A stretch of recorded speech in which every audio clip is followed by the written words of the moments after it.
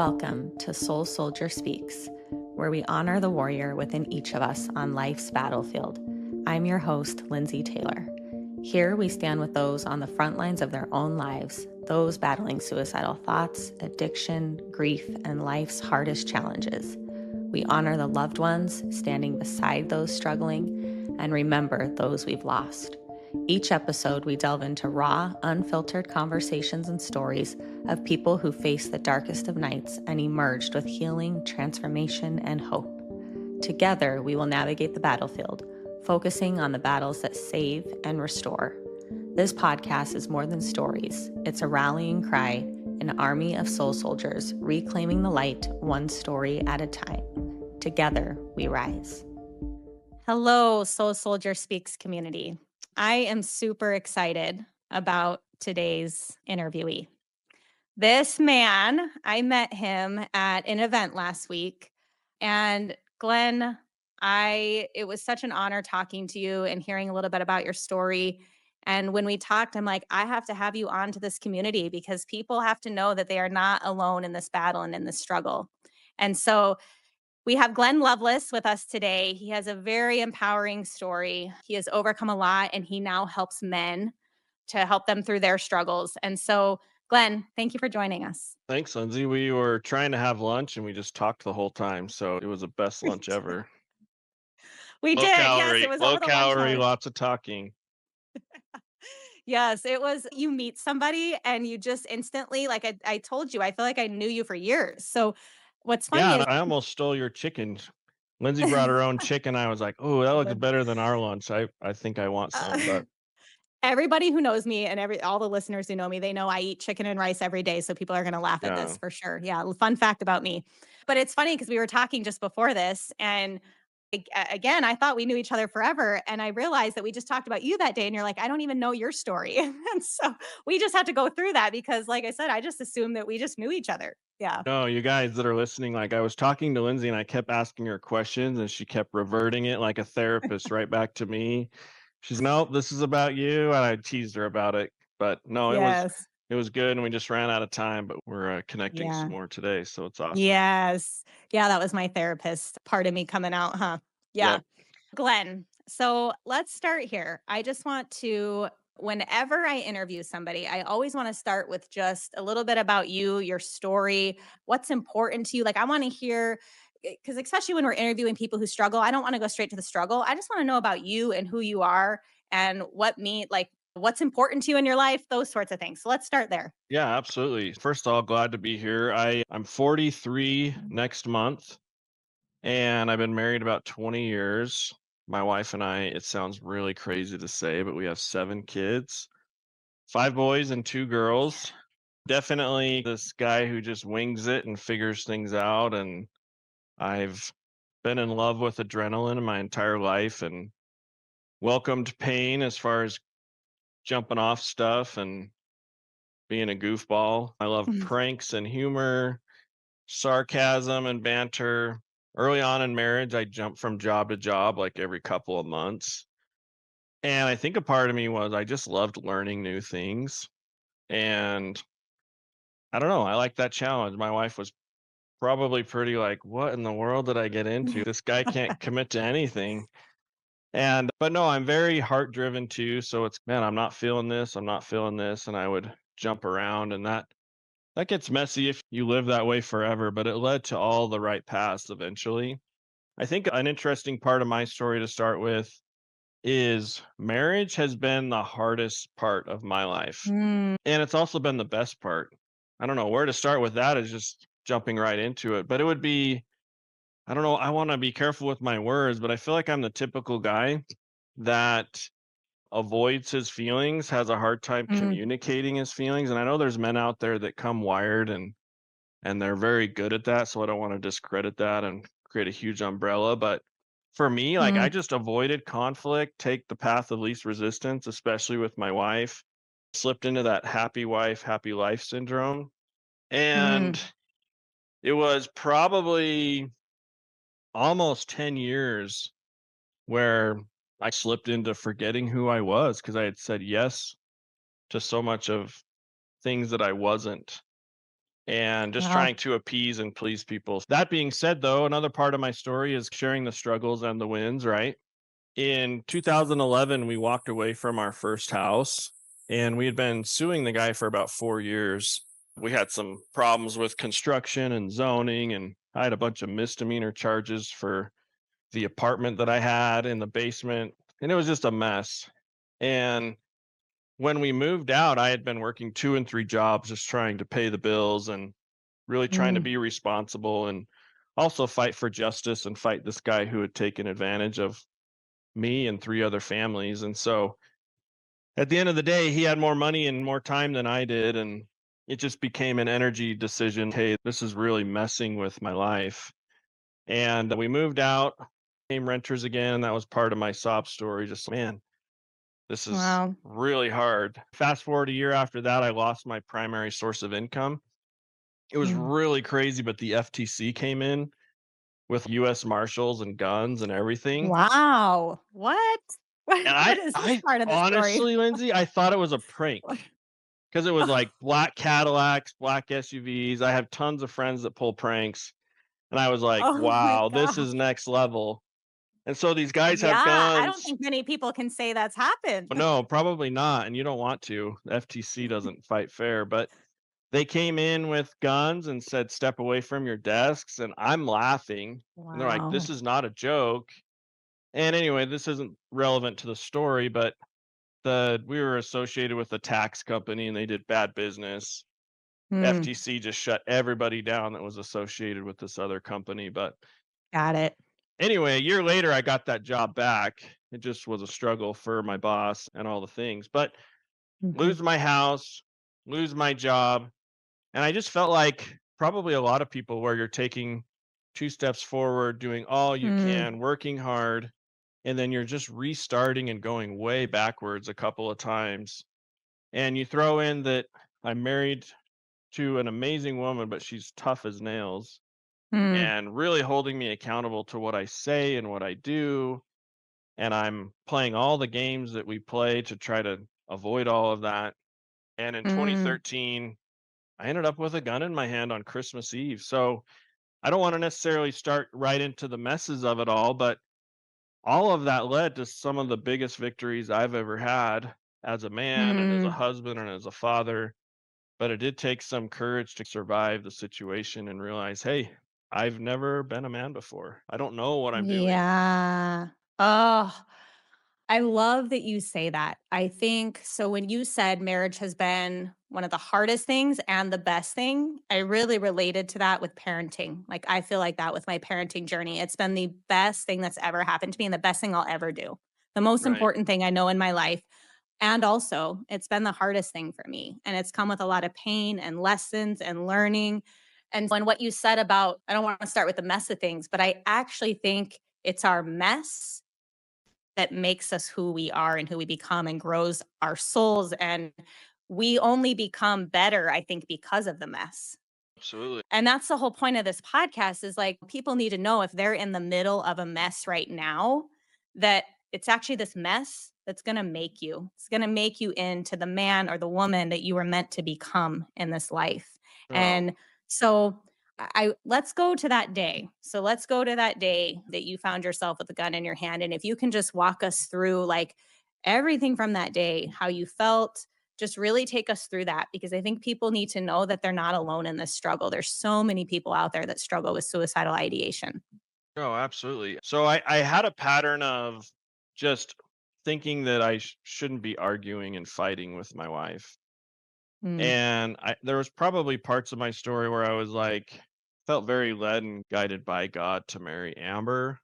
And so I was very anchored to God and this amazing woman. And I knew that no matter how hard things were, that this was the best thing for me, even though I wanted out. So in mm, that journey of wanting out, I considered divorce. mm. And one really important piece for all of us to understand is that we don't have to make decisions to learn from them. We can pretend ahead of time. So, what I Wow. mean by that is, I played it all the way out to the end and I looked at divorce and I considered it because I was really miserable and really hurt and really inadequate as a man in this situation. And so, I just imagined another dude on my couch cuddling my kids, and I was in an apartment by myself, and I was like, "You know what? I don't want that." Mm. And I also had opportunities to be unfaithful, and I would Mm. play it out. I was like, "Is this what I want?" And I'm like, "No, I don't wanna return to my community as a cheater. Wow. If I want someone else, I need to divorce her and do it the right way." And I don't know, by the grace of God and just my personality, I was able to avoid some of the pitfalls that people find themselves in because I did play that game of going into the future and then coming back. And this is prior to working with a coach or therapy or other programs. It was just something that Yeah. I had, and it saved me from a lot of hard situations. So, coming Mm. to December 24th, 2020, let's see, 2013, we were in Arizona. We're at my wife's like childhood town in Arizona. And I don't know if you've ever noticed, but when you get around your in-laws, like the relationship gets challenged. Like your spouse plays into the role that they have with their siblings and kids. And it's Yes. very subtle, but it's a really interesting place to find confrontation and just old Yes. patterns coming out. And so I don't know what it was because I had just gotten news that we were having a daughter. Like I opened a Christmas Eve present, two yellow balloons came out, and there was Wow. two little dresses, and I freaked out because I thought we were having twins. I was like, Oh. "Oh my gosh," and then I was settled back in, but we had 3 boys at the time, and sorry, 2 boys, and then she was our 3rd, and so it was a really Mhm. exciting day. There shouldn't Wow. have been a reason for me to have this really dark, crazy situation, but Mm. I imagine, and I don't know what we argued about, I imagine just guessing it was probably about intimacy and feeling rejected. Maybe Amber Yeah. feeling tired or something like that. And I left the house and I'm angry and hurt and feeling rejected and disappointed and whatever it was. And it just reached a depth that I wanted to drive home to Utah. Mm. So here I am in the family freaking minivan, determined to drive all the way back to Utah. And I got out of town maybe a couple of miles and I just thought, this is dumb. Like, why would I drive home to Utah and ruin my kid's Christmas? This isn't what I'm gonna do. And so I'm like, I'm just gonna go drive and I'll cool off. And so I'm driving on, oh, what's the name of the highway? It's called Concho Highway. Mm. And in this small town, it's like where all the skinwalkers supposedly hang out, Arizona folklore type stuff. Yep. And I'm like, why am I driving out here in the dark? This is really dumb. And I just pulled over. And I was just playing this game in my head, and I think after thinking about it, I was hoping my wife would come find me, like some Mm. little boy hoping that, yeah, I ran away and I want some special attention. And I just found it interesting. I was like, huh, she's never gonna find me out Wow. on Concho Highway. But anyway, that was just part of my mindset. So I'm there, I'm Mhm. mad, I'm hurt, and I look over and I conceal carry and I saw my pistol just sitting there on the center console. Mm. And I picked it up and I had this like really wild surge of energy. And I always try to share parts of it because it's probably different for different people. But I didn't Mhm. necessarily feel this like dark energy force, but I felt this really raw power. Mm. And I had this voice. I really don't think it was mine, but it was very real. And it said, finish it, be done. Mm. And it was really wild. Like, I love adrenaline, like I said, and it felt like Yeah. some weird version of adrenaline. It Mm. felt like I had jabbings and jeerings, and I don't know how much listeners believe in dark, light, truth, God, good, evil, all those things, but Yeah. there was very much a force behind it for me in my experience with it that was like someone was getting some excitement off of the potential of the situation. Wow. And I started raising the gun and I thought of my kids, looking at my Mm. kids and their future faces of knowing that dad quit, that dad couldn't hack it, Mm. and I just felt all the pains that they were going to feel knowing that dad wasn't willing to fight for them. and it saved me. For some reason, there was this 10-second window where I didn't react Wow. too fast, and I was able to be like, "No, this isn't," again, going into my future space, "This is definitely not what I want," and I just remember just sobbing because realizing Mm, where I got to so quickly over something so minimal, but yet that had been happening for years, you know what I mean? This idea of right. rejection or something. Yeah, gosh, I think first of all, thank you for taking us there. I think sometimes it's hard to even relive those experiences, but there's so many things that you pointed out that I think are important. And one is just this idea. I work in the realm of suicide treatment. I specialize in treating individuals struggling with thoughts of suicide. And they say that if you can just at least give somebody like a little bit of time to think, if somebody can get to a spot where there's just a little bit of a delay, usually they don't end up going through with attempts because that time is usually enough to get out of that part of your brain Right. that's saying do this now. And so time is everything. And so that's so interesting that you at least had, and again, you're not even sure why, but you had that even 10-second window where you started to think. It's so important. And I think the other piece to this is that you said it felt like something silly, right? Like in hindsight, looking back, that I got to this headspace, but it's a buildup. It's not something, a lot of times what research shows is that attempted suicides or even people that die by suicide, it's usually not just a they did it instantaneously one time thing. It's a buildup over time. And I think Okay, for so walk me, us. Yeah. yeah, I think for me, it was like I'd never had a thought to kill myself before. Mm, And so for me personally, it was like that was the first time that had like throat punched me where it was like, wow, mm, this is an option. And so I think I wanted out of that tension so bad that I entertained it. mm, So as men, and humans, we have this energy about us and emotions.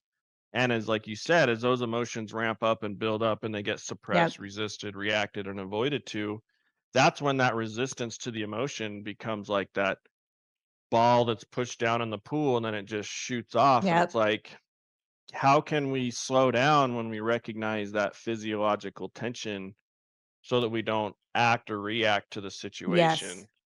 Because it's the reaction that gets us in trouble. Just I was sitting in an airport and this beautiful, attractive, successful woman like invited me to go home with her and then she would drive me to this family funeral and I'm like, "Are you out of your mind?" Like Mm, the reaction of saying yes to these situations can get you into a lot of trouble and then once you say yes to it, now you're just along for the ride, this crazy passenger. And so I just throw yes. that in there because it was like Hmm. this is happening, and if you're listening to this, I'm raising my hand with an imaginary gun, but Hmm. it's, wow, I can't believe this. What's happening? Like you're just reacting Mm, to that tension, and then all of a sudden it's, can people breathe? Can all of us just cut all the noise and yes. everything out and just get grounded and centered? And these are all the things I know now, Yes. but in the Yes. situation, like I was in trouble. Yes, and this is exactly why I started this podcast because we need to have these conversations. So if somebody finds themselves in the middle of a situation like this, maybe this conversation would spark that, oh my gosh, I need to pause. So I want to point out something really important to what you're saying. Suicidal ideation at its core, or just the, yeah, thoughts of suicide at its core is about escapism. Okay. So this is too much, too hard, can't do this, right? And I need to escape. And so I think what we need to learn is instead of being so quick to hit the eject button, we need to learn how to hit the pause button in those moments that we do fall to the deepest depths of darkness or despair, hopelessness. It is human nature to want to escape a situation. We've all, like, even if we haven't had true suicidal thoughts, that everybody has had the desire at some point. I'd rather be anywhere but here, right? Yeah, But yeah, understanding that suicidal ideation at its core is about escapism, I think what we really have to learn is to hit the pause button. And you did have a pause, a brief pause where you were able to think about what was happening. totally. And it could be, you could say that a lot about addictions too, is escapism or Yep. a way to Yep. buffer or drift through our emotions without really facing them. And part of human nature is just learning it. Like we're all Cool. addicted to some type of escapism, even if it's Netflix. harmless Yes. things, even though we're wasting our time, we're still not facing the situation, even though it might not be causing damage like drugs, alcohol, porn, Yep. gambling. There's certain levels to all of this being human stuff. So it's wild when you Yeah. don't know. You just don't know Yeah. this is happening. Yeah. Addictions, you're right. Same thing. It's about escapism, right? Yeah. Yeah. So take us, what ended up happening Yeah. from there? Correct me if I'm wrong, but you had still went on a journey from there of struggling, right? With suicidal Yeah. ideation and some continued struggles. Yeah. This night became my secret. I was Mm, never gonna tell anybody about this. I wasn't gonna face my own guilt or shame about it. I wasn't gonna bring disappointment on my family name and all the things. So it was a burden that I just buried and carried by myself. But I was determined. What came out of that night is like, how in the hell did I get here and what do I need to do? And the mhm. thought that I had, or the answer to my thoughtful prayer, if you want to call it that, was be selfish. And I was like, huh, like that's a interesting thing. Mm, And so being selfish, I know that's not really the right way to say it, but to me, that's what resonated. And really, all that means is self love, take care of yourself, put yourself first, fill your own cup and spill over onto the saucer, all these analogies. What I found myself doing more of was returning to hobbies, doing things that brought me fulfillment. Started going back to the gym very heavily.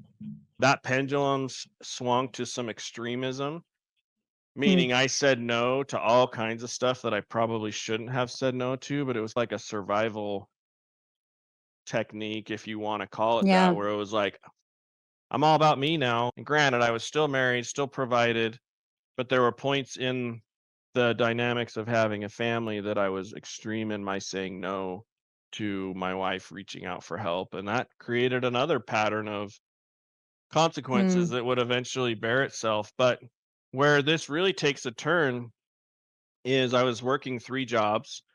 So those 3 jobs looked like us in the morning, 2 a.m. to 8 a.m., throwing boxes. They had really good insurance. And Wow. I'd actually started there in 2008. So being fatigued and tired and stressed all the time probably led to the 2013 situation, right? But I did that job. It was a very golden handcuffs job. Super appreciate it. I was coaching full time, doing online business coaching. And then I also got a job with the local fire department running ambulance and EMS. And it was like my dream job, and I didn't really know it. Wow. And so I'm working 90 to 104 hours a week for a little over 3 years at this point. And I was trying to recover from these setbacks, carrying my own secret. I had what I would call a pornography addiction as well. Um, Mm. when I compare it to other men, I'm like, it really wasn't that bad, but for me, it was bad. And I can Mm. talk about that too if you'd like. But in Yeah. 2017, I entered a fitness contest with bodybuilding.com, and you had a chance to win 10 grand or 100 grand.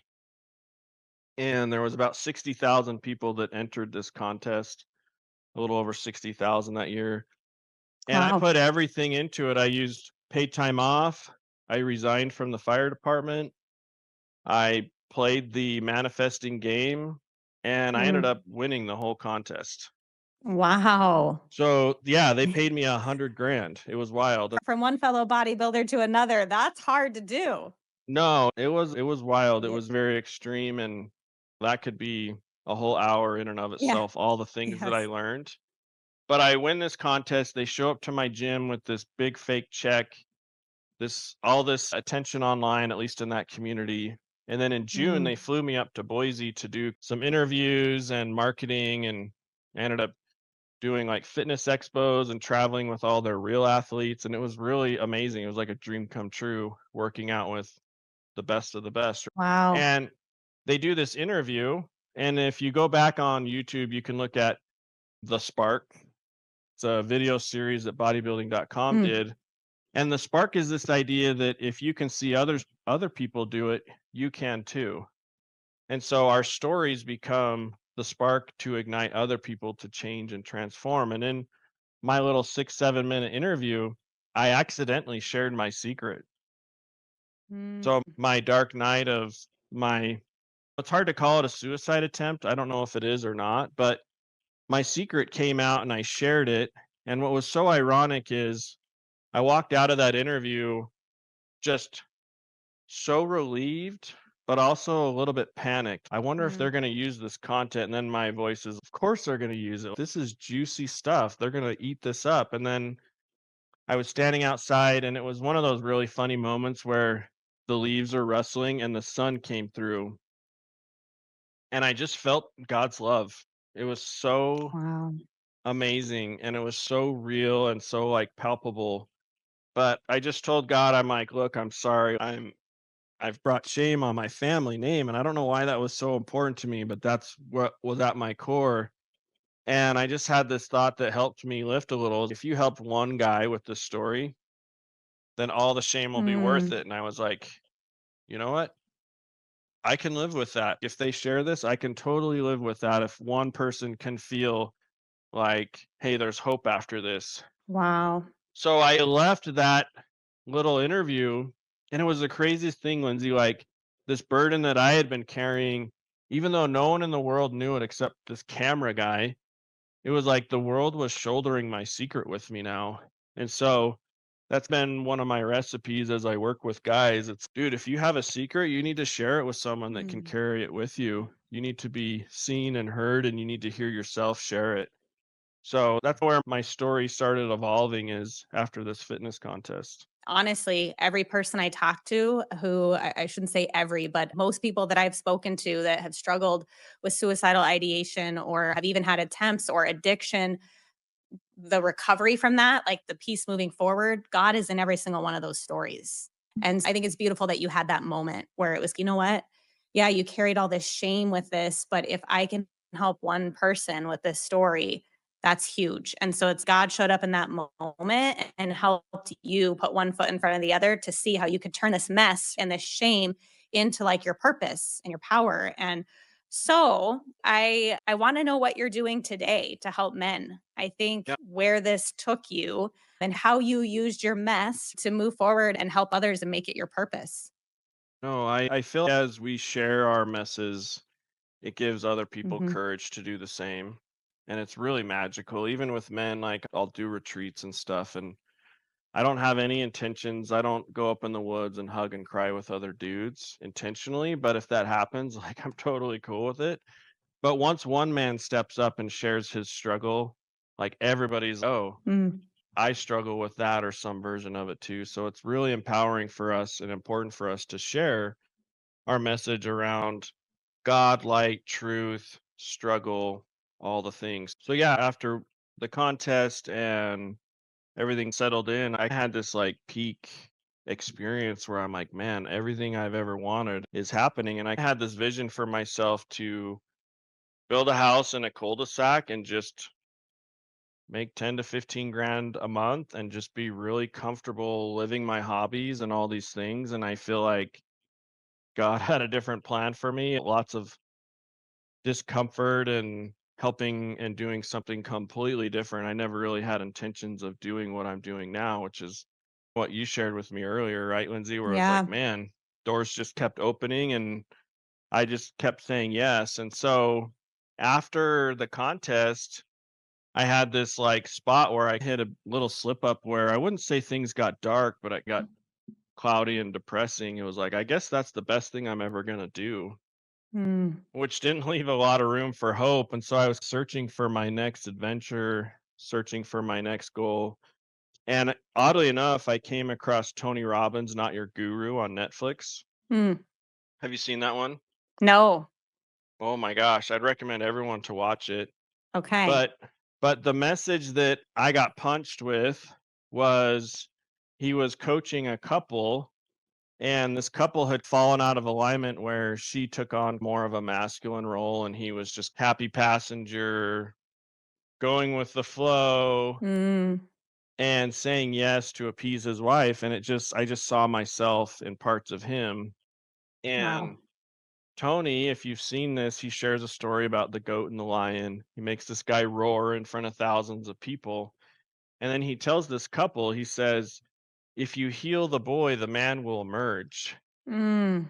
And I just got so emotional. Like, I didn't know what that meant, but I knew that was what I needed to answer and to figure out. I win this contest. I'm getting hundreds of messages still every week, and I'm helping literally thousands of people for free. And by 2018, my wife is like, when are you going to come home? Like, you still work 3 jobs. You said if you won this contest, you would start quitting things and be around. Yeah. And I got even busier because of all the messages and helping people. And so I started charging people to help them with their health, and it evolved into all kinds of other opportunities for me. So fast forward a few years, and I quit all my jobs, started my own coaching practice. And I already been coaching for 10 years, so I knew parts of the industry, even though now I was the face and I was the brand and I was the message. And so it very much evolved. And at one point, this is parts of the story I haven't shared too much of, but I was like standing like naked in the mirror, like just out of the shower. Hmm. And I was like feeling like this call to do more and to help others and to really embrace my message of dark times and struggles and setting big goals and setting out and conquering them. And I Mm. was just so resistant to it because I was so comfortable in doing what I was already doing, like kind of this cul-de-sac mentality, right? Yeah. And I just felt called to do more. And I just felt very like seen by God. And I just said, I don't really know how to do any of that, but of course, absolutely. And so it's been 6 years of adding more and more value to people and their businesses and their marriages and all kinds of things. Yeah, it's hard to put 6, 7 years Yeah. An one hour. question into one question. But yeah, I would say as we overcome and conquer things, new doors will open, and we're going to have choices to say yes to those things or to continue staying comfortable. And I think a lot of people's regrets come when they don't answer those calls and they don't push into the unknown and the discomfort of Yes. things. And so getting around people like you and the JOA author group and any Hmm. networking group where people are willing to answer those calls that are coming upon their heart and minds is really important for people. Yeah, I think when it stays stuck inside of us and we're not, as humans, we ultimately need meaning and belonging and connection. Like those are some real base level needs that we Yeah. have. And so if we don't feel like we have a meaningful life or we're not contributing in meaningful ways or we don't feel like we belong or we lack connection, all of those things are likely to lead us to these places of hopelessness and despair. And so it sounds like you really started from your mess, started tapping into, okay, building a meaningful life. And you leaned into that and stepped into what you were being called to as well. I think that's so powerful. So I want to talk a little bit about the book that you're writing. You said you're getting close to being finished with that. So I just want people to hear a little bit about what you're doing with that. Yeah, so the book, ironically, is titled to something I heard from Tony Robbins. Mm. It's slightly different, but the book title is Heal the Boy, Forge the Man. Mm. And I really like the word forge. I'll show Yes. you the book cover. Yeah, let's see it. So in June of 2023, I had a near death mountain bike accident, almost died twice Mm. from it. And I was laying in bed for 6 months trying not to die. And they wanted to fuse me, and I said no, let my body heal. And the doctors all looked at me like I was crazy, which I was. But they basically Mm. sent me home saying, hey, if you get bumped, you could die or be paralyzed. And I just laughed and I said, I guess I won't get bumped then. And it became this funny thing. Wow. But I'm laying in bed and I'm just on my freaking phone trying to pass time and let my body heal and all kinds of new dark moments. We could go there, but another Right. time. Right. But I came across like kintsugi. Yes, I've heard of this, putting the pottery back together, like gluing the pieces back together. Yeah, so it's a Japanese form of art. Yes. And this was a piece that really spoke to me. And so I ordered the print on Etsy and I messaged the guy and he ended up being in the UK. And I'm like, man, this is so beautiful. Thank you. This really connects to what I'm going through right now. The message behind kintsugi is that the more fractures a bowl has, the more value it has. Mm. And then the hidden message is once you put it back together and restore it, it's actually stronger than it was before. And so Wow. part of the message of this book, as men heal and face these things about themselves and their history and their past and their regrets and their family and anything that could disrupt or be or be viewed as a weakness, we break that down and we restore a man. And Mm. now that brokenness that he once had, or the things that he has broken, becomes his value as a man. Wow. And now once he has the courage to share that, his value increases just like this piece of art. So I reached out to this print on Etsy, and this was really funny. The guy messages me back. He's in the UK. Mhm. And to put this in context, like, I'm not some like big influencer. I have maybe 5 or 6,000 followers. Mhm. And he messages me back and he's, "Are you that life coach that won that contest?" And I just Wow. laughed. I just laughed. And I said, "Yeah, I don't know who else that would be. Was it this thing and this thing?" He's, "Yeah." I'm like, "Yeah, that's me." He's, "Oh my gosh, I love your story." And then I asked him, "Hey, can I use this as my book cover?" And so we're like becoming friends and figuring out how to work together. But Oh this, my gosh. What are the so the odds? connection there, Yeah. the odds, right? So the book will go to the editor here in the next 3 or 4 weeks. I know you're going through that similar process Yes, now. I'm in the editing phases. Yeah. Yeah. Yeah. So Wow. I would tell people though that are going through these struggles, whether Mhm. you're the one struggling with ideation or addictions, or if you're supporting those who are going through that, there's communities already out there. You don't need to stand naked in front of the mirror and be called by God to do something. You can just join something else that speaks to you and be Mm. a support. Go there to get supported. And when I was laying in bed, I really had to learn how to ask for help. And Mm. as my personality, I really struggle to ask for help. And a quick story, I was in Hawaii and I almost drowned back in 2018. Wow. And I made it to a rock that I could stand on, and my chin was barely out of the water, and I'm like bobbing in the ocean. And I was so scared, I was paralyzed and I couldn't move. And I'm also so full of pride that 2 boats went by and I wouldn't ask for help. Wow.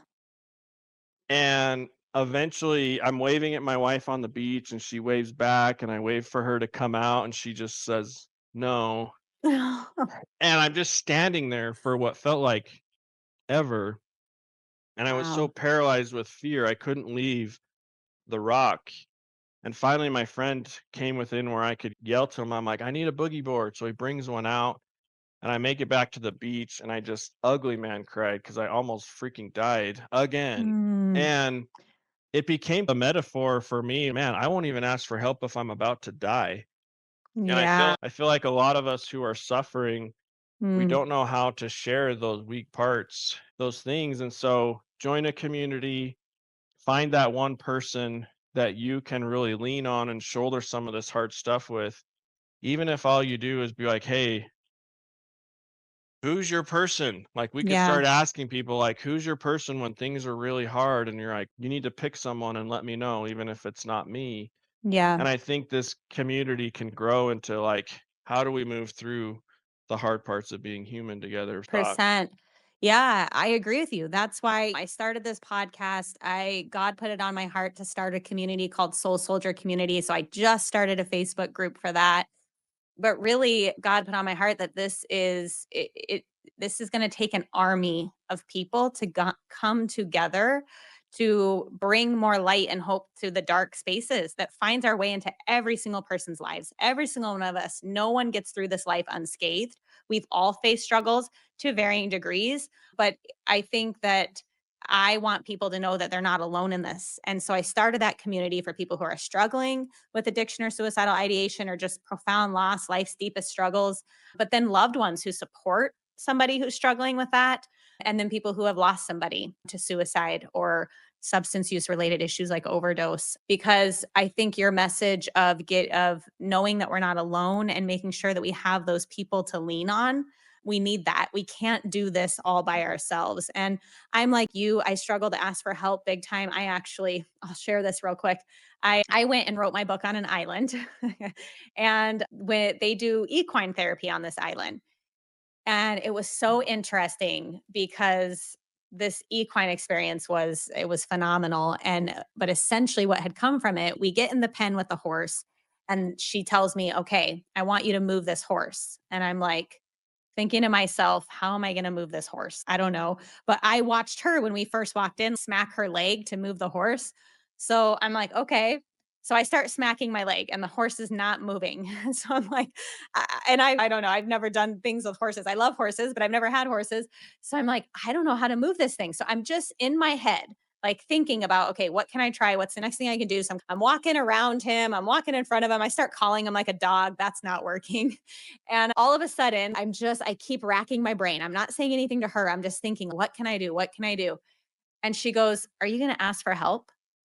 And I was like, actually, no, that never crossed my mind. Not one time did I even think I could ask her for help. And so when you were sharing that story, I had a very profound moment myself where I was like, I literally don't ask anybody for help. I actually wonder how long I would have stood there staring at that horse, brainstorming ways I could get it to move, even though I was having no luck with it. I don't Right. know how long I would have gone. It didn't even cross my mind to ask her for help. Right. So I think ultimately, we need help. We're not meant to do this life alone.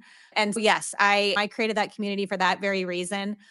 But Glenn, I want to know what would out of all that you've been through and all that you've done and now you help so many men that are in the middle of their mess or struggling, what would be your one piece of advice for the person listening right now? What would be the thing that you want them to take away from this? Oh no, good question. So there's this banner behind me, One Day, One Life. I don't know if Mm. the video Yep. shows, and I have this 1D, 1L brand. But when I came out of the contest, I did the video and I was searching for my message. Okay, everybody who does this kind of has a mantra and a message. Mm. And at the end of the video, I said, we all have one life to live. Let's live it. And so as I was searching for my next thing, I received an answer from myself, and just became, hey, we live life one day at a time, and we have to get really good at it. And so Mm. for me, I picture the Savior on the cross with the two thieves next to him, and Mm. I learned that my two thieves were regret and fear, and that regret and fear were robbing me of my time today. So when I'm living in the moment and I'm trying to make decisions, if I recognize regret, like all the things that come with it, or I'm making decisions from fear, then I have to stop myself and get grounded, get present, get back into alignment with myself and the vision and purpose that I have. And for those who don't Mm. necessarily have a vision and purpose, then I would say progress. Tony in that video, he said progress is happiness. And I really liked it. Mm. And I changed the middle word. So I have my own quote, even though it's ripped from Tony. I'll give him that much credit. But I say progress creates happiness. I want to be the creator of the results in my life. And we all need to step into accountability and recognize where we're at in our lives. Sometimes we're victims to situations or our Mm. own bad choices or things that are outside of our control, but we still have to take ownership over it. Otherwise, we just create more regret and we make more decisions from fear of the unknown. And so, getting really comfortable with those uncomfortable feelings will Mm. not only help us move through addictions, will help us survive suicide and suicide ideation, but we can join communities. We can be prayerful and mindful. We can try to support just one person. Mm. Yeah, if we can get outside of ourselves, there's lots of other people who are struggling. And I don't want to minimize people's struggles, but it does seem like there's always somebody out there who has it worse than I do Mm. or worse than the next person. And this is not a comparison game. And I really try to harp big, especially with men, that they need to get out of this victim mindset and really take accountability. So the two messages are that progress creates happiness. And so if you can make a little bit of progress in a relationship or with your finances or with your dad bod or with your kids or in anything, then you will experience dopamine, Mm. like natural hormones that will make you Yes. happy. And life isn't all about being happy, but you can get a lot of it from just progressing. So, Oh, progress I creates love that. happiness. One day, one life. It's this live it up, live it big, try not to die having fun. And Oh, I think that a lot of the healing world, it feels very dark and heavy, and grief is a thing. I grieve over my arm. I wouldn't say I'm disabled, but I am. And I just know that healing can be fun. mm, Healing can be exciting. The day can bring a whole bunch of new, fresh energy, but we do have to hang in the fight. I think the best thing, like you said a minute ago, the best thing for darkness is to shine light on it. mm-hmm, And so when I'm in my moments that are feeling heavy, I just remember that the seasons always change, that the mm, snow always melts, the sun always comes up, and there's so many stories to share that have helped me, but this is a great place to start and would love to yeah, come back. But yeah, I yes. appreciate you letting me share parts of my message, and just hang on that progress creates happiness. Oh, I love that. I love that. It reminds me of this concept that I learned actually from Chris Powell and Heidi Powell. They were weight loss experts, and they talk about a power promise and how it's just picking something. It could be something really little, like making your bed each day that you can commit to every single day. And the once you commit to something like that and you do it every single day, you start to build integrity to yourself. And then you start to feel that sense of accomplishment, that sense of meaning. And so, even just doing something little, like I'm going to commit to making my bed every single day, or maybe it's even brushing my teeth. It could be something super simple. But if you can Right. commit to that and stick to that power promise, you start to build integrity. And I think it's huge. Yeah. Absolutely huge. And you can grow once the bed becomes easy, you set the bar Hmm. and Exactly. you track it and you win the day, and you start realizing what's the negative thoughts and energy that's keeping me from wanting to make my bed or get out of bed. And I know we're oversimplifying a human process that feels Hmm. super tricky, but that Hmm. really is part of the magic. I think there's things that we need help with.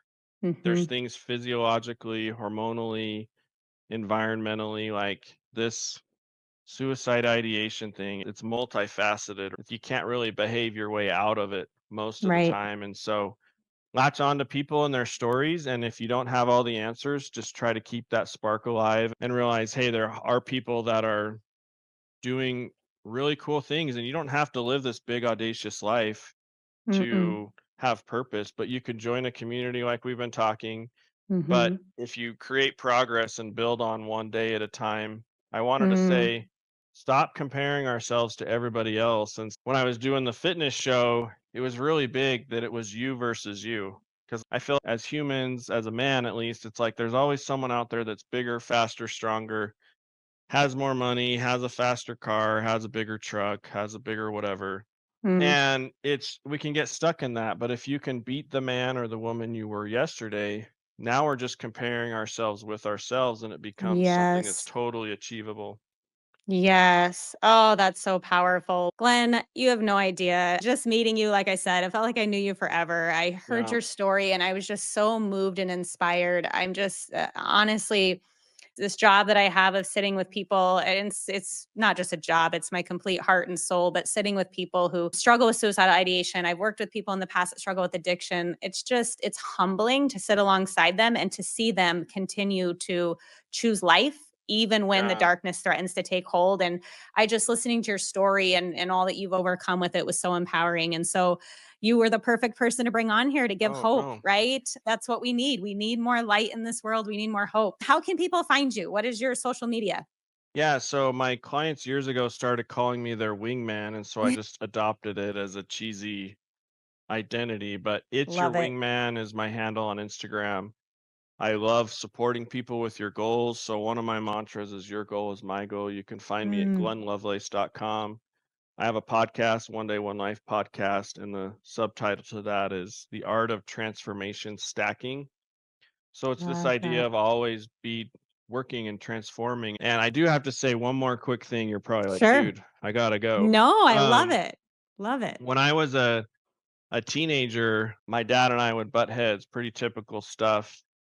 And when we would come together, he would come to me and he would say his version of sorry and trying to discipline in the best way he knew how and try to help change and shape my behaviors.